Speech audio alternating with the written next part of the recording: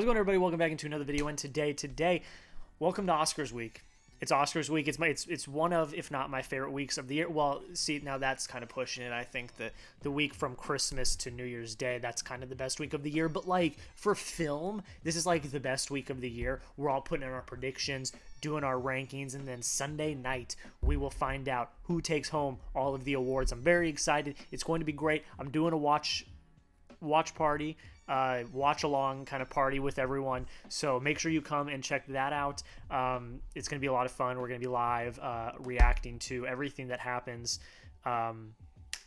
with the Oscars. But today is one of the two videos I do every year, and I will say, for anyone that is new here, if you didn't know, one of my big niches on my channel in the past has been award season. I didn't cover it as heavily this year as I have in the past. I think next year I'm hoping to cover it a little bit more. There was just a lot going on to where I just didn't have time to, but a big niche in the past few years for me has been awards coverage. So this is something that I'm really like honed in on. So like this is something that I really enjoy covering and talking about. So if you like the Oscar coverage, subscribe.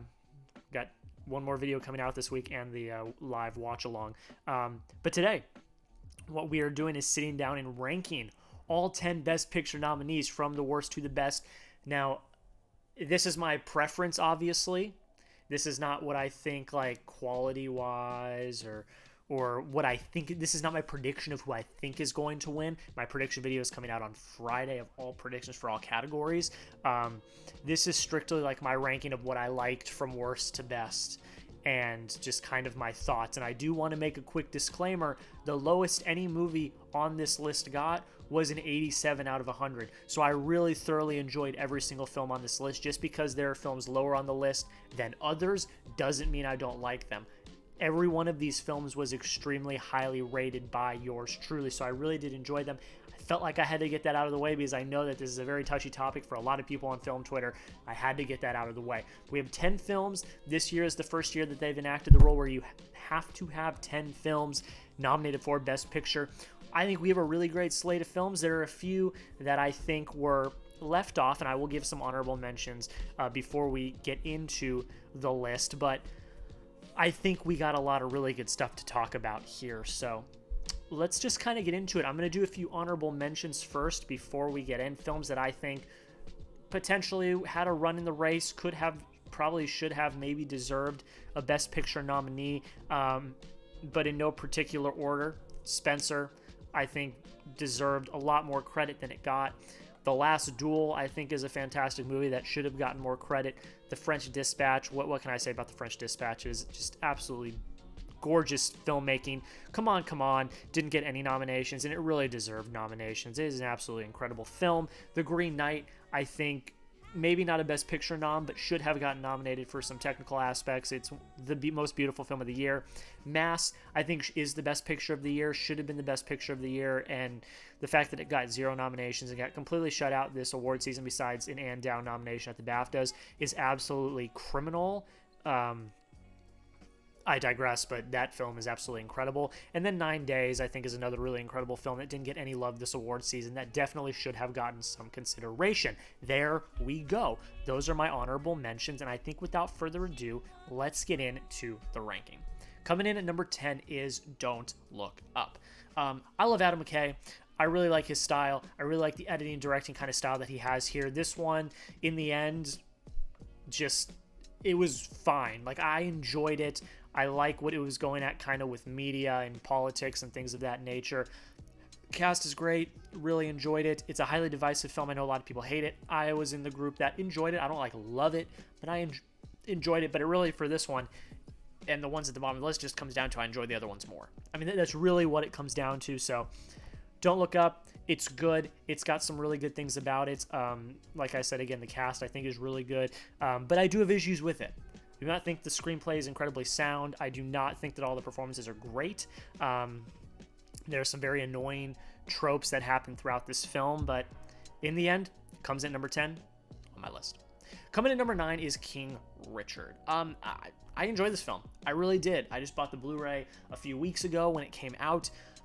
Will Smith's going to win the Oscar, I think, and while I would love for Andrew Garfield to win for Tick, Tick, Boom, I definitely think that Will Smith is deserving, and I do think it is finally his time to get an Oscar. He is fantastic. I think the entire ensemble is so good in this. Anjanou Ellis also got a nomination for Best Supporting Actress, and she is absolutely incredible.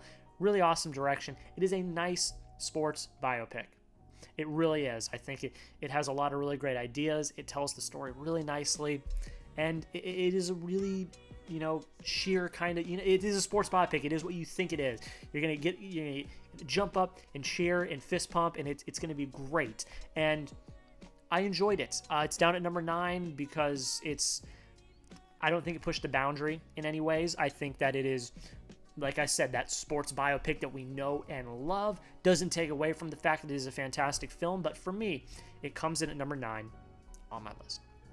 Coming in number 8 is Drive My Car, which I just watched last night at the time I am recording this. And honestly, kind of thought I was going to put it down at number 10, but it was a pleasant surprise for me.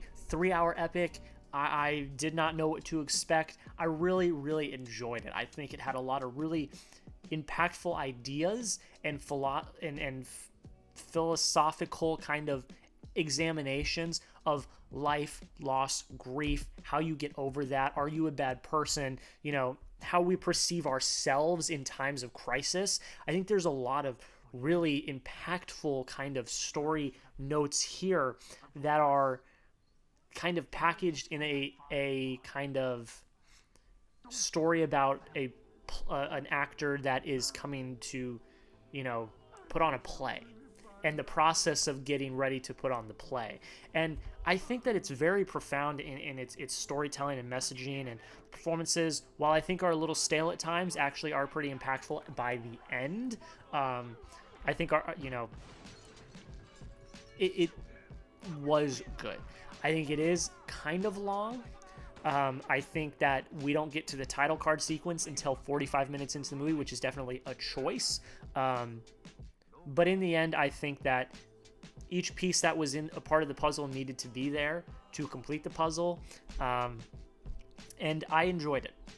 I did not know what to expect going in. I had heard very good things about it. And I am glad to say that I did enjoy it. And it comes in at number 8 on my list. Coming in number 7 is Nightmare Alley. The biggest surprise of any of these, I think you swap out Nightmare Alley for Tick, Tick, Boom. That's probably what I would have preferred, but there is no doubt that I did enjoy this film. I think the cast absolutely stacked. Guillermo del Toro's direction is very seamless. Production design, the set design, costume design, all of that is flawless. Like, it's really good. I think that it did deserve those nominations. While surprising, I think it definitely did deserve those nominations. And it's got a bonkers third act. I mean, I'm not gonna lie to you. The third act is absolutely bonkers, and the way it ends is so well written. I really love how this film ends, and it's just so good in that aspect. There's a lot to like here. I think it's a lot of people's kind of least favorite one on here and things of that nature, but there is a lot to really like here. So I had a good time with it. I got to rewatch it. It's on HBO Max. I got to take the time to rewatch it because I only watched it in the theater that one time, but it left an impact on me. It was a lot of fun, actually, and it comes in at number 7 on my list. Coming in at number 6, one of the frontrunners to win, The Power of the Dog. Another kind of long, slow burn, very philosophical type film, like a Drive My Car, but this is a piece of filmmaking. I mean, it is. I mean, Campion's going to win director, probably going to win screenplay, unless CODA comes in and takes it, which I think it might, and I think CODA might win. But there's no doubt that this is a feat of filmmaking. I think all 4 performances are incredible. They are all nominated for Oscars, and really harkening back, Jane Campion's direction is just flawless here. The cinematography is incredible. Set design, the score. I mean, the score is really good, and it's just a very kind of philosophical look at life and things of that nature, and I enjoyed it. I'm not gonna lie, I had a good time with it. The ending was a little it just happened, and I didn't know how to feel about it, but upon thinking about it and reading other people's reviews, I really liked it. Pretty good. It comes in number 6 on my list. Coming in at number 5 is Belfast. This top 5 for me is stacked. I love every movie in the top 5, and I really enjoy every movie in the top 10, but the top 5 I really, truly enjoy. Belfast at number 5. I've seen it twice. I really love it. I think it is a very intimate, passionate look at a kid's childhood and going through the trials and tribulations of what happened in Belfast back in the time that it's set. The ensemble, again, I think I'm going to say this about pretty much every ensemble on this list, is fantastic. Rightfully so. Got multiple Oscar nominations. I think Kenneth Branagh showed a lot of passion here, and I think it's semi-based on his life, I believe, if I remember correctly, and you can feel the passion here. You can feel the passion, you can feel the liveliness, you can feel all of that. I really love the choice to shoot it in black and white. I think that was really nice, and in the end, it's a story about family. Remembering where you come from and where you call home, and it really resonated with me. I really liked it. It was really, for a while I thought it was the front runner for Best Picture. That's kind of gone down the drain now, but it comes in at number 5 on my list. Coming in at number 4 is West Side Story. Good. I really enjoy this one. I think Steven Spielberg really just created fantastic atmosphere and really directed his ass off here. I mean, to say it bluntly, he really directed his ass off here. And I said it in my review, and I'll leave links to all the reviews I did for these films. I reviewed pretty much every film on this list. Not all of them, but pretty much all of them. I said this in my review. I said, this is why you go to the movies, for experiences like this. This was incredibly cinematic, set design incredible, cinematography absolutely astounding. There's been a lot of clips about insane cinematography shots that were done in this rendition of West Side Story. I mean, it's a feat of filmmaking. I don't love all of the performances. I think Ariana DeBose is incredible, and she's going to win the Oscar, rightfully so. The other performances, Mike Face, fantastic. But in the end, this is an incredible film. Very well done, very well shot, very well composed. Steven Spielberg is the man. I will never doubt him again. And it comes in at number 4 on my list. Coming in at number 3 is Licorice Pizza. I'm going to say a little bit about this and then move on, because this is I'm no matter what I say, I'm going to piss someone off on film Twitter. There are very troubling parts about this film, and they are problematic, and I don't like them. I will say that. But I enjoy the filmmaking aspects of the film. I think that the vibe, the 70s kind of vibe, coming of age vibe, I really enjoyed. I like the performances. I think that they are all very well done. There are bits in here that I like. I think that the Bradley Cooper bit is one of the best bits of the year. And I'm sorry, like I loved that part of the film, and there are things to like about this film, and I really enjoyed a lot of the things about this film. There are parts that are not good, that I did not like, that left me kind of gasping, like, why is this happening? I'm not going to name them, but we all know what they are. But in the end, I really enjoyed a lot of the filmmaking aspects of this film. I really enjoyed the performances, and there are a lot of things that I walked out of the theater liking. That is where I'm going to end it. That is my full and final statement. There are things that are very problematic, that are not good, that I do not like. But there are other parts of the movie that I do like. That's where I'm going to leave it. It comes in at number 3 on my list. Coming in at number 2 is CODA. Oh my God. This film might actually freaking win. It might. The time I'm recording this, the PGAs were last night, and it freaking won. This film could win. And I've been calling it since Sundance 2021 when I saw it opening night.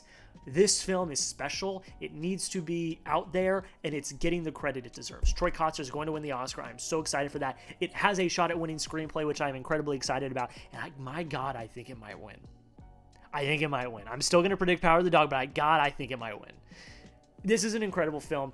I've done a full review on it. I have gushed about it. The cast is incredible. The story is fantastic. It is the crowd pleaser of the year. There isn't really much more for me to say, so I'm not. Go check out my review. It'll be a link down in the description. I love this film. It is absolutely incredible, and it comes in number 2 on my list. Coming in number 1, it has no shot at winning, but I freaking love this film. It was my favorite film of last year. That is Dune. Denis Villeneuve getting snubbed for director is criminal. But in the end,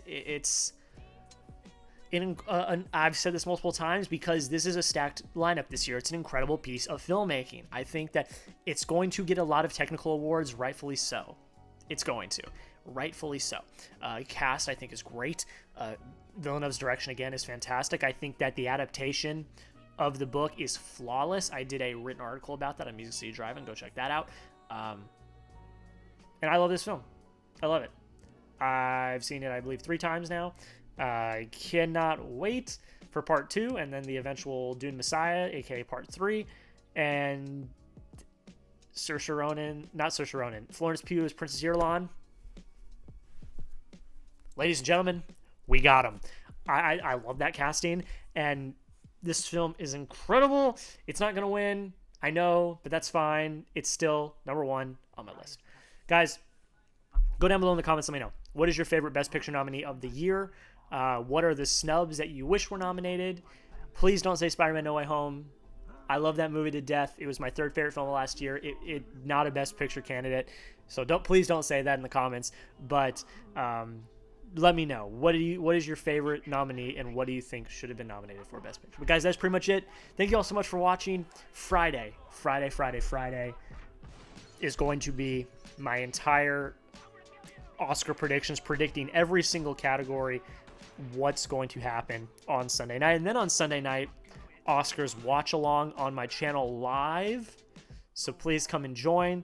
Going to be talking, having a good time, watching the Oscars, reacting to every single award, and even the awards that aren't televised. Yeah, present all of them.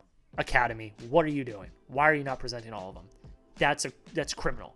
But that's pretty much it, guys. Thank you all so much. Have a great rest of your day, and we'll see you in the next video.